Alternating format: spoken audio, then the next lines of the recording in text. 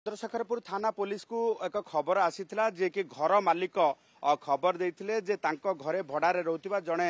युवती आत्महत्या करिछिबार संदेह करा जाउछ एवं पुलिस पहुंची से घरर कबाट भांगिथिला एवं कबाट भांगिबा परे भितरु झुलंता अवस्था रे जणे युवतींकर मृतदेह को जबत करिथिला एवं कैपिटल हॉस्पिटल को आनिथिला। तेबे तांको परिवार लोके आसीचंती कोन रहिछि तार कारण एवं किभली भावे जो रही से संदेह कौन कर बापा अच्छा प्रतिक्रिया नवा कारण रायगड़ा अंचल आसी एठी पाठ पढ़ुले पाठ पढ़ा भितर कौन रही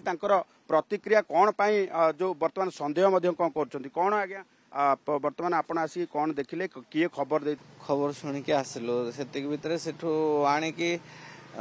हॉस्पिटल रे ऑलरेडी रखाई जाइछि माने केमती मला केमती हैंग हला सब आम आउ किछि जानिनु। पुलिस आपन कोन कहउछ जे घर भितर केमती पुलिस उद्धार कले मृतदेह को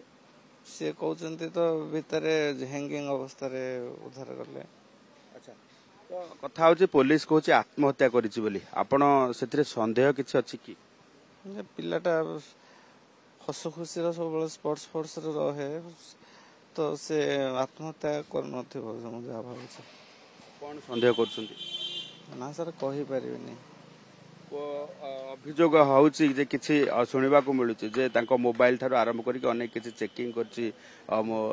माने पुलिस जोथरे जण युवकंकर मध्य संपृक्ति एवं संदेह आपण करूछंती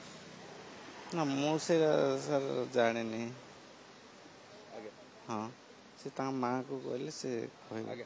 माँ मध्य अच्छंती तांको प्रतिक्रिया नबा कारण गोटे पटे जदि देखिबा जे संदेह करूछंती जणे युवक